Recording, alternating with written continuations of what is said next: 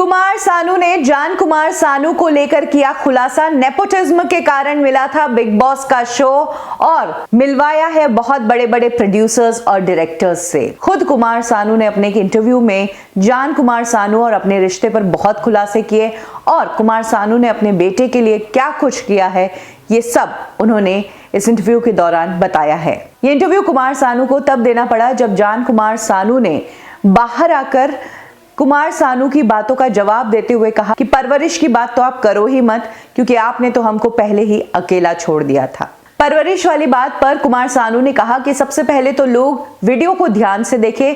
मैंने उसको नालायक नहीं कहा था, मैंने कहा था नालायक जैसी बातें मत करो। मैंने कहा था कि महाराष्ट्र में रहते हुए तुम्हें महाराष्ट्र की इज्जत करनी चाहिए और इस तरह की सीख उसे पहले ही दे देनी चाहिए थी। आपको बता दें कि बिग बॉस के घर में जान कुमार सानू ने मराठी को लेकर अभद्र शब्द कहे थे। कहा था कि उन्हें मराठी सुनकर चिढ़ मचती है, जिसके बाद कुमार सानू ने ये कमेंट्स कहे थे। और अब कुमार सानू ने खुलासा किया है कि उन्होंने जान कुमार सानू के लिए क्या क्या किया है। उन्होंने कहा है कि अपने बेटे को उन्होंने नाम तो दिया ही है अपना, इसके अलावा 2001 में जब उनका जान की मॉम से तलाक हुआ था तब उन्होंने अपना बंगला, जिसका नाम उन्होंने आशिकी बंगला रखा था, वो अपनी वाइफ को दिया था क्योंकि उसने मांगा था वो बंगला।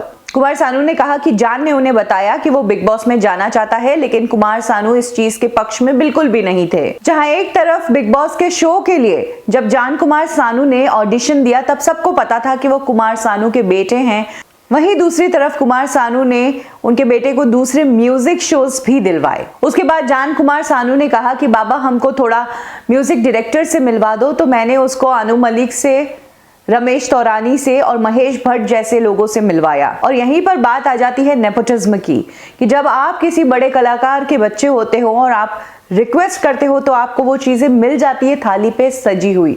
इसी चीजों के लिए आउटसाइडर्स को सालों तक धक्के खाना पड़ जाता है।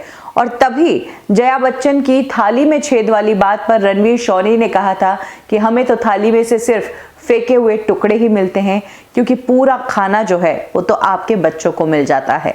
जान कुमार सानू ने जो बात कही कि उसके पिता ने उनके लिए कुछ नहीं किया, तो इस पर कुमार सानू कहते हैं कि इतना कुछ करने के बावजूद जब ये ऐसी बात बोलता है तो मुझे बहुत दुख होता है।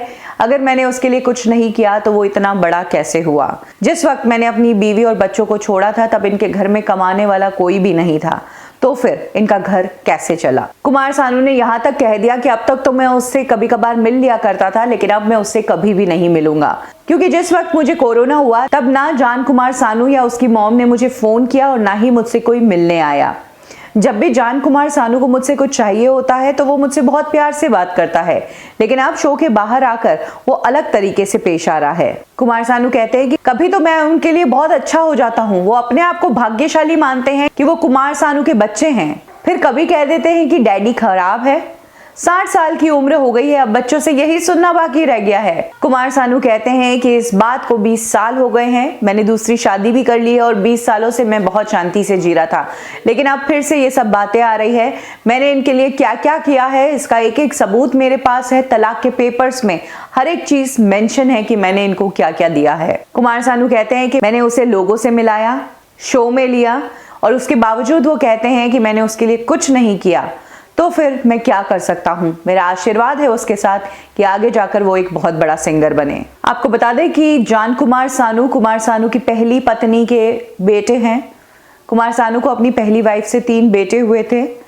जिस वक्त आशिकी फिल्म आई थी और कुमार सानू बॉलीवुड इंडस्ट्री में सुपरहिट हो गए थे, तब उनके कई एक्ट्रेसेस से अफेयर रहे थे। कुनिका कपूर से उनका अफेयर रह चुका है। इसके अलावा मीनाक्षी शिशाद्री से काफी सीरियस अफेयर था, जिसकी खबर कुमार सानू की पहली वाइफ रीता को लग गई थी और तभी से दोनों में टकरार शुरू हो गई थी। इनफैक्ट मीडिया में आकर दोनों ने एक दूसरे पर काफी कीचड़ उछाला था और तब काफी मीडियाबाजी हुई थी।